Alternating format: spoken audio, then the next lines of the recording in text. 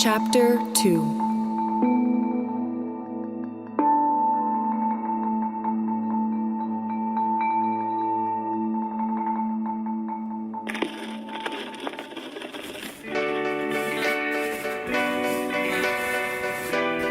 I spent the summer before 6th grade, as I did most years, either at home keeping busy with my hobbies or on a vacation trip visiting my mom's relatives.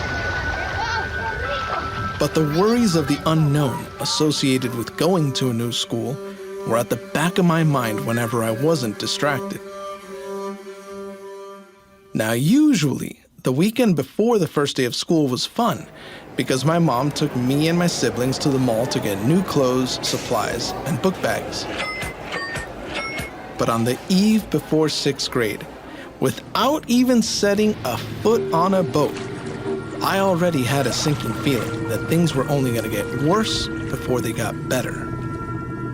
And although my nightmares had gotten worse in 4th and 5th grade, it wasn't that was keeping me up. It was the unknown. Would I have any of my old friends in my class? Could I make new friends? Or was I going to be lonely like in 1st and 2nd grade? And would there be new bullies? But perhaps the most nerve-wracking thing that night was the prospect of riding the bus to school and back home for the first time in my life. As I stared out into the darkness of my room, I just wanted to let out a cry of fright. The next morning, my mom drove me to the bus stop early.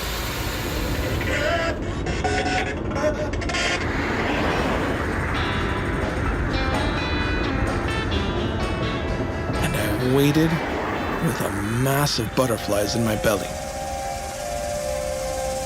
Finally, after what seemed like an eternity, the mustard-colored transport pulled up, and I climbed into the metal box of would-be mayhem.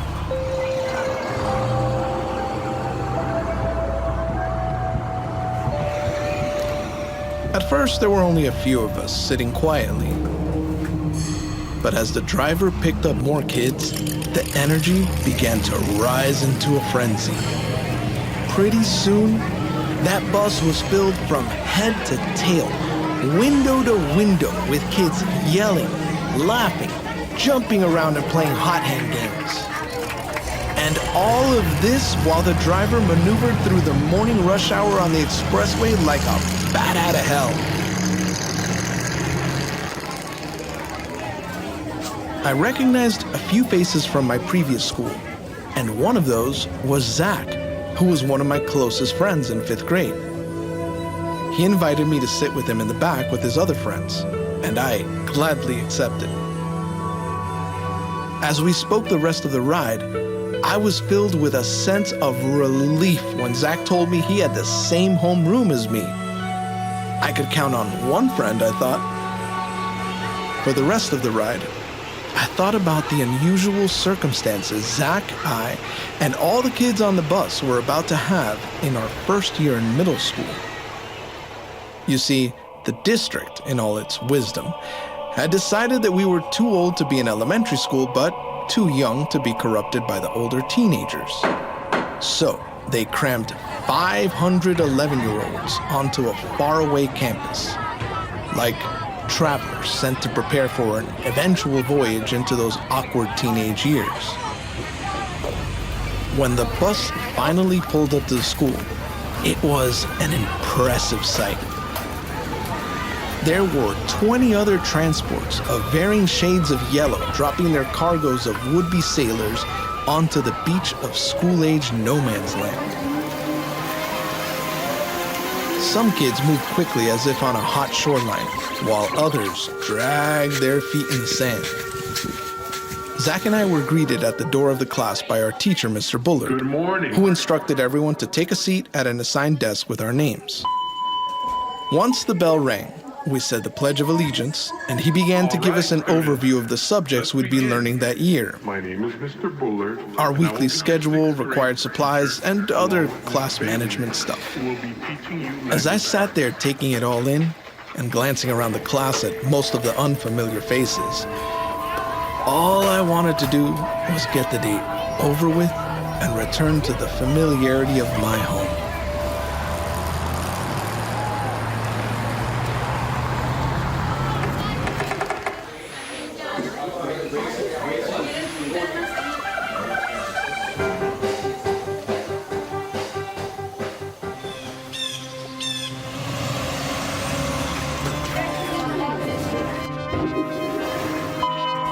As the weeks went by, the routines came easily, but I could not get used to the new environment. The day began and ended with an uncomfortable ride on the bus. Initially, I had been nervous about there not being seatbelts for us kids, but after a while, I just forgot about it because it was so much fun to put down the windows and feel the wind rush through the cabin. The thing that really bothered me was Zach's friends from his bus stop. Their source of amusement was teasing each other and playing hot hands. That was a game of reflexes that left the losers with their veins bulging from being smacked at the top of their hands. The leader of the group was this charismatic jerk named Howard, who reigned supreme at hot hands and backed it up with a lot of trash talking. His accomplice in all this was a kid named Jose, a verifiable asshole who served as Howard's court jester, as he ridiculed the rest of the boys, including myself, who had to endure being the butt of a joke sometimes. I can't speak for the others, but I chose to make camp with the little tribe because it was a guarantee of protection against what I imagined could be worse scenarios with other boys. The bus ride wasn't all that bad. Toward the end of the route in the mornings, we picked up a set of twin siblings who had been classmates of mine in elementary. The sister was a blue-eyed blonde that I had a major crush on in 5th grade. So it came as no surprise that as she walked by the bus, every boy pressed their face against the window to get a look. But as soon as she was on board, we all pretended to be busy talking to our friends.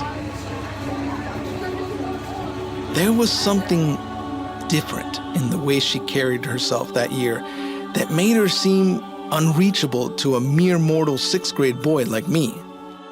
In fact, that's how I would feel about most of the girls that year in my class who seemed to be maturing faster. While they had started wading into the sea of adolescence, we boys barely had our toes in the water. Or should I say most of us, because a few fearless landlubbers had jumped into the waves. As was the case with my old friend Jimmy, who I ran into on the PE field toward the end of September. He and I had the same classes for the last 3 years of elementary and were inseparable during recess and lunch. We even spent time together outside of school. Halloween, birthdays, horsing around in the pool, or going to the movie theaters on the weekends. It takes one to know one. This summer, crime will know fear. And of course, like any friends in school would do, we kept each other's secrets about what girls we liked. The only time we weren't happy about being together was on the field day tug-of-war team, because we were both on the hefty side. Plus, we lost anyway year after year. But I hadn't seen him since the 5th grade graduation ceremony and banquet in the spring. So on that beautiful autumn day, I walked toward him enthusiastically, thinking he would be as happy as I was to see a familiar face. But when I said, "Hey man, what's going on?" he gave a quick, "Hey," and then went back to apologizing to a girl who was giving him a hard time about flirting with another girl. I saw you talking to her. As they walked off bickering, I stood there wondering, when did he figure out how to talk to girls? I was confused, and I'll be honest, a little jealous. Had he just decided one morning, I'm cool, I'm gonna ask a girl out? Or was there a committee that approved and declared you eligible for dating material? He's so hot! Whatever it was, he was sailing swiftly over the waves of adolescence.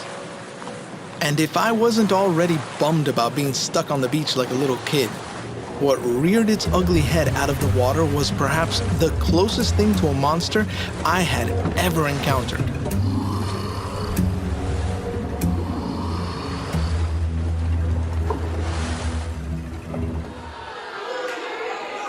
Sixth grade had taken on a much darker tone than my previous schools. It seemed like half the boys were insulting each other to see who could come up with better cut-downs, as we called them. But sometimes the jokes turned into taunting, with the endgame being a fistfight.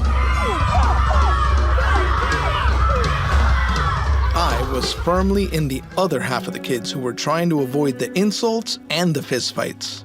Only problem was that at almost 12 years old, I was short, chubby, and with newly acquired braces on my teeth. The perfect prey for the tallest bully in our class. This kid, if you could call him that, was an all-around jerk to everyone, even the girls. But he was a menace to the easy targets he knew he could pick on without much pushback. In my previous encounters with Sean and Joseph, there was always the chance I'd be able to defend myself since the other guy was only an inch or two taller than I was. That oversized sixth grader, though, was almost twice my size. And I knew I was dead meat one day during recess when most of the boys were playing flag football.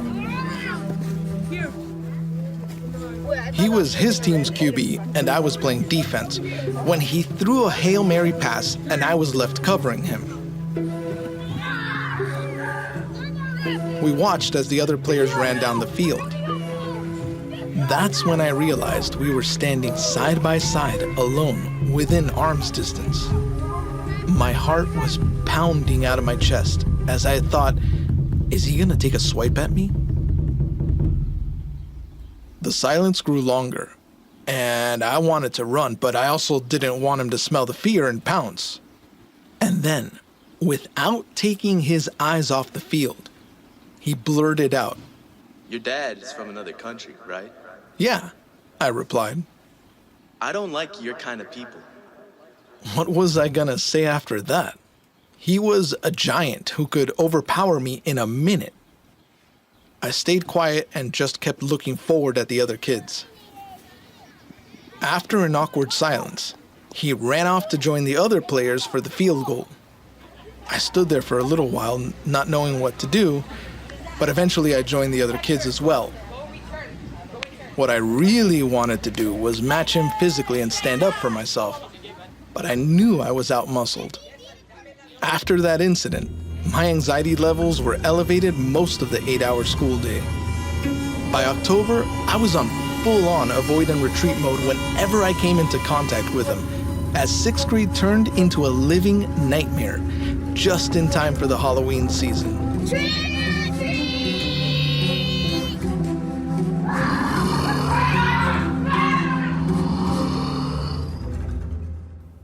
Meanwhile, if I couldn't fight back, I was gonna need a new costume for camouflage. I realized my image had to change if I was gonna stand a chance of gaining some respect from the guys, or at least blend in with the crowd and draw less attention to myself. One of the things I noticed about Jimmy when I saw him with that girl was that he was wearing a new style of clothes and a new haircut. So I asked my mom to take me back to the mall to shop for some new threads.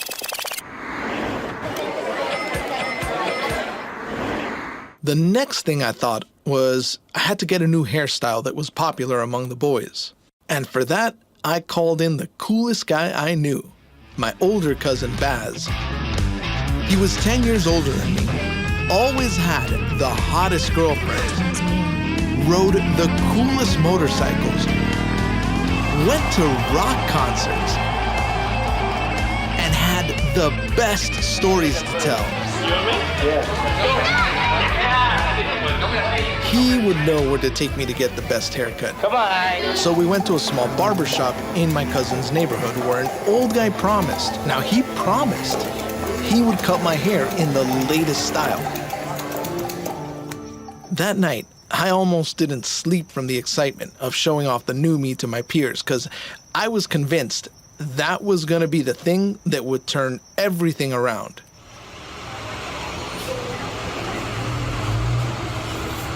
The next day, my first encounter was with the tribe in the back of the bus. When they got on board, Jose pointed at me and said, Oh my God, look at his haircut. Howard started to laugh as well, and the other boys followed his lead. Apparently, the old barber had given me an imitation and not the real deal he had promised. After that, I could already tell it was going to be a long day. Standing outside the class in the chill of the morning, waiting for the teacher to arrive, I hoped the bully wouldn't notice. Nope, he laughed at me too and kept making jokes through lunch. The bus ride back home, man, I felt horrible and just sat there staring out the window. The day was done, but that haircut would last for another month at least. I was out of luck and ideas on how to get out of that rut of being picked on and how to shed the image of being a dork. So when I needed sanctuary during the school day, I hid in the library where I could escape into novels, history, and science books. As I was exploring the last section one day, I came across some paranormal investigation books. At the time, I was still plagued by nightmares that had been getting worse since the 4th and 5th grades, to the point that losing sleep became a nightly ritual. So I was intrigued and hesitant all at once about looking through the books. Was there any truth to ghost stories? Or could logical thinking explain away the phenomenon? And I decided the answer must be to use my passion for science to perform an exorcism of my fear of the supernatural. I could no longer tolerate being afraid of something during the day and another at night. I was frustrated at being powerless. Something had to be done. And so, as the months went by, I started working through the catalog of books, hoping that with more understanding, I would at least vanquish one of the monsters that plagued me.